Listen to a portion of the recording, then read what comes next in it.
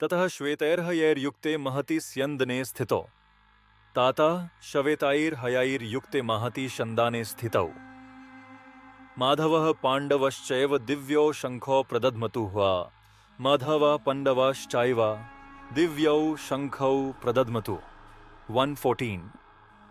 Then, seated in the great chariot yoked with white horses, Mādhava, Shri Krishna and Pandava, Arjuna, blew their divine conches. The simple meaning is that after the Kaurava side creates a great war sound, Krishna and Arjuna respond from their majestic chariot.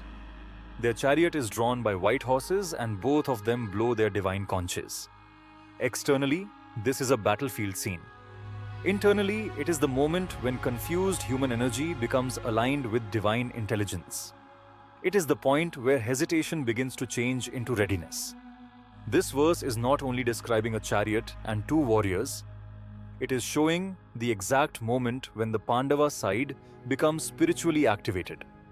The Kaurava sound in the previous verses is loud, collective, and intimidating, but it arises from fear, ego, possession, and insecurity. In verse 14, Krishna and Arjuna do not answer with panic. They answer with divine sound. Their response is not noise, it is alignment. This is why the verse becomes the point of no return.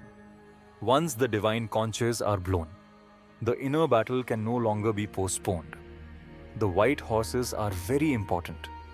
A horse represents movement, strength, desire, impulse, and forward momentum. But these horses are white. This means the energy is not wild, polluted, scattered, or uncontrolled. It has been purified. In the language of psychology, the white horses represent purified sensory movement. The five senses normally drag the mind toward distraction. What you see, what you hear, what you taste, what you touch, and what you constantly consume through the outer world. When the senses are uncontrolled, the mind becomes fragmented. You react quickly, overthink easily, absorb the emotions of others, and lose direction. But when the horses are white, the senses have become disciplined. The eyes do not chase every image. The ears do not absorb every sound. The tongue does not demand every pleasure. The body does not follow every impulse.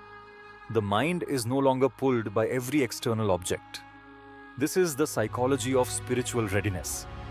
You do not become ready by merely wishing for clarity. You become ready when your senses stop ruling you and start serving your higher purpose. This is why the chariot is described as Mahati Shandane, a great chariot. The chariot is not ordinary because the life journey at this moment is not ordinary. The body itself is a chariot. The senses are the horses. The mind holds impressions. The ego wants to act. But unless the higher intellect guides the movement, the chariot may run in any direction. Here Krishna is present with Arjuna. This means the human warrior is not acting alone. Skill is joined with wisdom. Courage is joined with divine direction.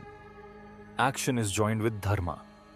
Krishna as Mādhava represents the higher intelligence, the calm divine guide, the pure buddhi that knows the correct direction even when the outer field looks frightening. Krishna is called Mādhava here because this is not merely the beginning of war, it is the beginning of auspicious action. Mādhava means the Lord of Lakshmi, the master of divine fortune and grace. This name quietly reveals that real prosperity does not stand with the side of ego, greed, and insecurity. It stands with Dharma. The Kauravas may create a loud sound, but Mādhava creates a divine vibration. Their sound is the noise of power. Krishna's sound is the signal of sacred victory. Psychologically, Mādhava represents the higher intelligence within you, the part of consciousness that carries clarity, grace, and auspicious direction. When that inner Mādhava holds the reins, your senses become purified like white horses. Your life becomes a disciplined chariot, and your action becomes aligned with destiny. Arjuna represents the capable human being who has talent, training, strength, and responsibility, but who still needs divine guidance. The verse shows that the most powerful action begins when the doer allows wisdom to hold the reins. The ego must not become the driver. The ego must become the disciplined warrior. The conches are also deeply symbolic. A conch is not merely an instrument. In the ancient battlefield, its sound announced readiness, identity, confidence, and sacred intention. The Kaurava sound was meant to intimidate. Krishna and Arjuna's conches announced something higher: victory through alignment. Verse 14 does not yet name the conches. The next verse names Krishna's conch as Panchajanya and Arjuna's as Divadatta.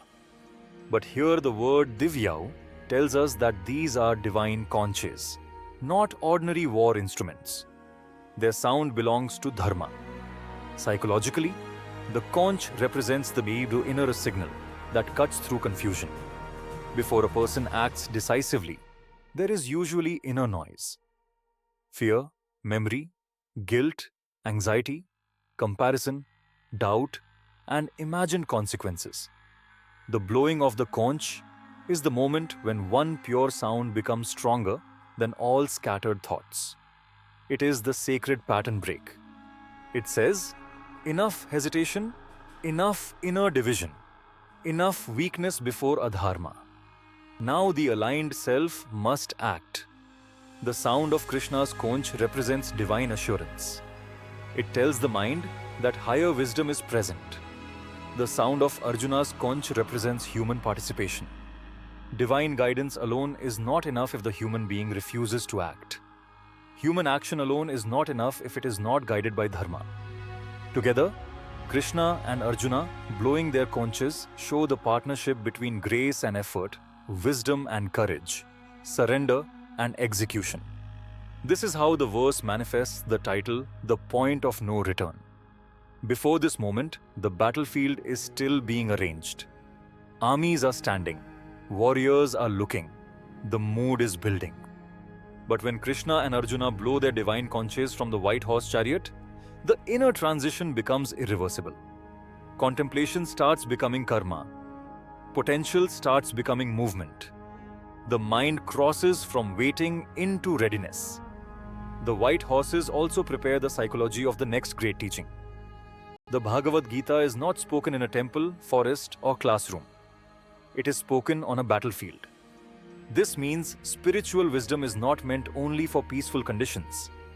It is meant for the most difficult moment of life, when duty is heavy, relationships are complex, and the mind wants to escape. Verse 14 prepares that sacred stage by showing that before true wisdom is received, the inner vehicle must be aligned. The senses must be disciplined. The warrior must be present.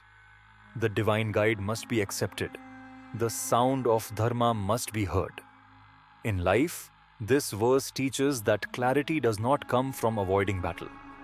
It comes from preparing the chariot properly. Your horses must be clean and controlled.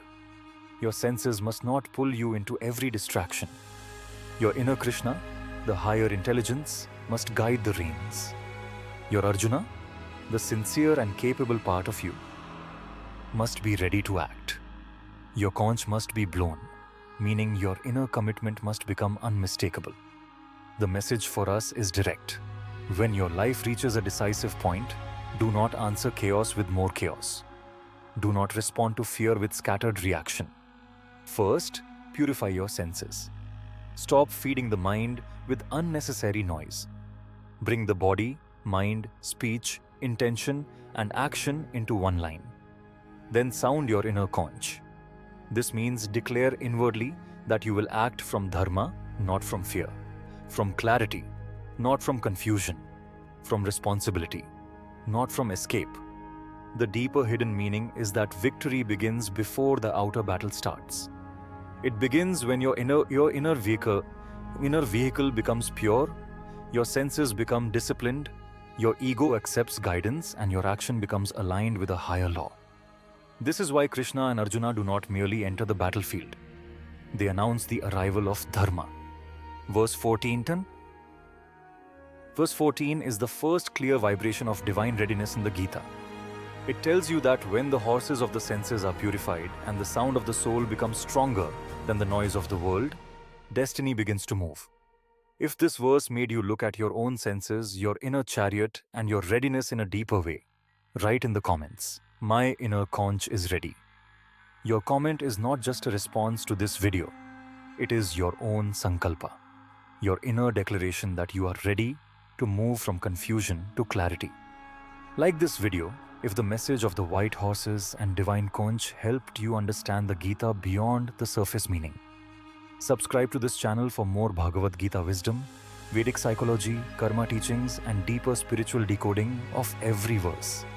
Share this video with someone who is standing at a turning point in life and needs to hear that clarity begins when the inner senses become disciplined and the soul becomes ready.